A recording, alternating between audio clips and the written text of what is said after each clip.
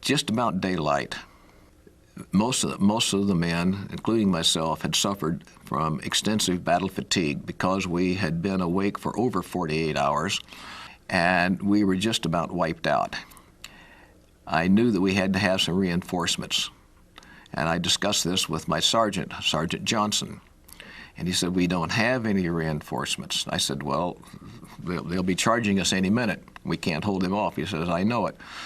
I said, "Well, what about tanks?" He says, "We don't have tanks." I says, "Yes, we do. I just saw them unloading down the beach just before dark last night." And he says, "Well, then go get them."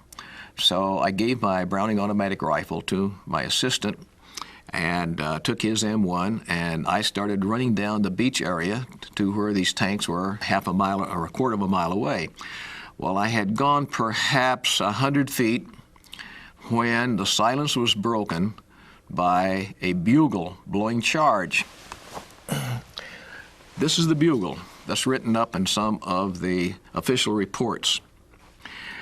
Well, as I was running down the beach and I heard this bugle, I thought I'd been shot, and I thought it was St. Peter blowing his trumpet for me. And I turned around and looked, and here was a Japanese bugler standing out in front of their lines, plainly exposed and blowing charge. It sounded something like this. Something like that. He played charge through completely once, and nobody moved. Marines stuck their heads up out of their foxholes and looked around like, "Hey, what's going on?" He started to play charge again. On about the first note, he got shot by a Marine, and here they came at us, and the battle was on.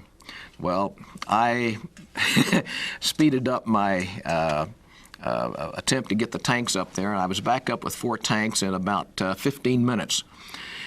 When our tanks got there, and I was in the first tank, by the way, but I jumped out just before they got to where my foxhole had been, and the Japanese turned their attack onto the tanks.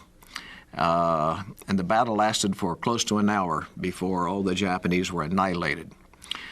That was the only thing that saved the Japanese from penetrating our lines at the beach road at the extreme left flank, and if they'd have done that, they could have penetrated behind the lines for the entire operation. So the men onto our right would have had Japanese in front of them and Japanese behind us.